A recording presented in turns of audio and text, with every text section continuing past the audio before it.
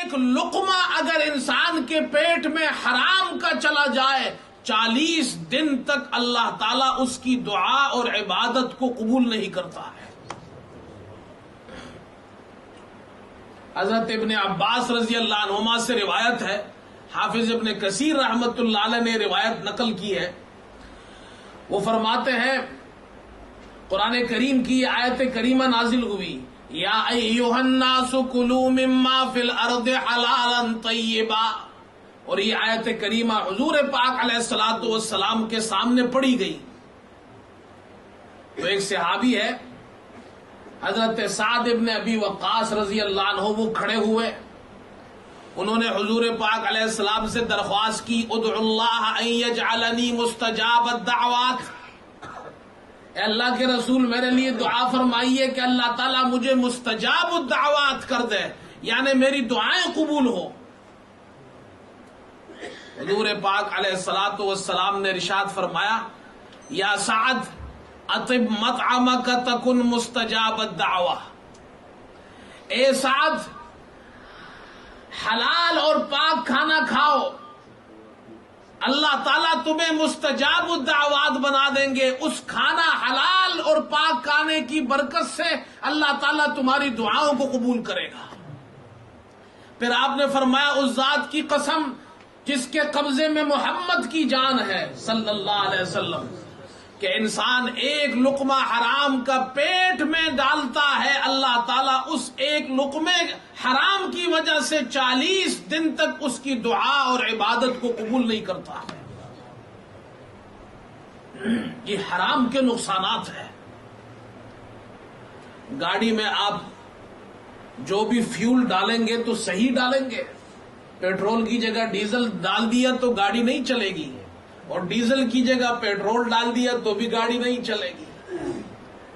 یہ جو گاڑی ہے انسان کی، یہ اشرف المخلوقات ہے، یہ سب سے زیادہ اللہ تعالیٰ کے یہاں عزت والی، شرافت والی، کرامت والی مخلوق ہے۔ اللہ تعالیٰ نے اسے کھانا بھی اس کی حیثیت کے مطابق حلال اور پاک عطا فرمایا ہے۔ تم گندگی مت کھاؤ۔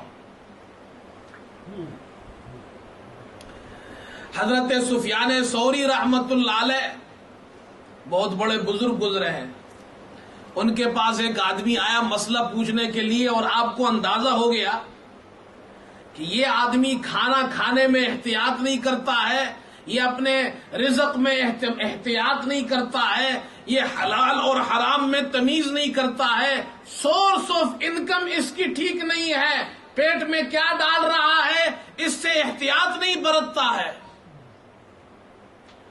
معلوم تو آپ کو ہو گیا کہ یہ آدمی، اس کا رزق کھانا ٹھیک نہیں۔ اس آدمی نے آپ کو آ کر مسئلہ پوچھا کہ حضرت یہ بتائیے پہلی صف میں نماز پڑھنے کا کیا ثواب ہے؟ پہلی صف میں نماز پڑھنے کا کیا ثواب ہے؟ آپ نے فرمایا، پہلی صف کے بجائے اپنے کھانے کو دیکھو، وہ کھانا جو تم اپنے پیٹ میں ڈالتے ہو اسے حلال بناؤ، حلال کھا کر آؤ، پھر چاہے تم آخری صف میں کھڑے ہو جاؤ، اللہ تمہاری عبادت قبول کرے گا۔ حرام کھا کر اگر پہلی صف میں بھی بیٹھو گے تو اللہ قبول نہیں کرے گا۔ اب شراب پی کر آیا ہے اور پہلی صف میں بیٹھتا ہے، نماز قبول ہوگی؟ حرام جانور کا گوشت کھایا ہے اور پہلی صف میں نماز پڑھتا ہے، پہلی صف چھوڑیے حرم شریف میں جائے اور وہاں کی پہلی صف میں بھی کھڑا ہو تو اللہ قبول نہیں کرتا۔ پہلے اپنے کھانے کو ٹھیک کرو، جو روٹی تم پیٹ میں ڈال رہے ہو وہ تو ٹھیک ہو، جو گوشت پیٹ میں جا رہا ہے وہ تو حلال ہو۔ اللہ اکبر۔ اور ایک بزرگ فرماتے ہیں کہ اللہ تعالیٰ کی اطاعت کرنا یہ خزانوں میں سے ایک خزانہ ہے۔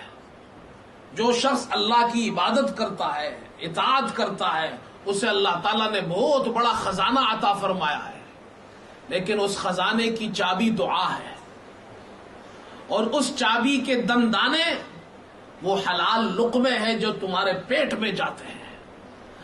اگر حلال لقمہ تم نے پیٹ میں ڈالا تو تمہاری اس چابی کے دندانے بن جائیں گے، اللہ تعالیٰ تمہیں دعا کی بھی توفیق دے گا، اللہ تعالیٰ تمہیں اپنی اطاعت کی بھی توفیق دے گا۔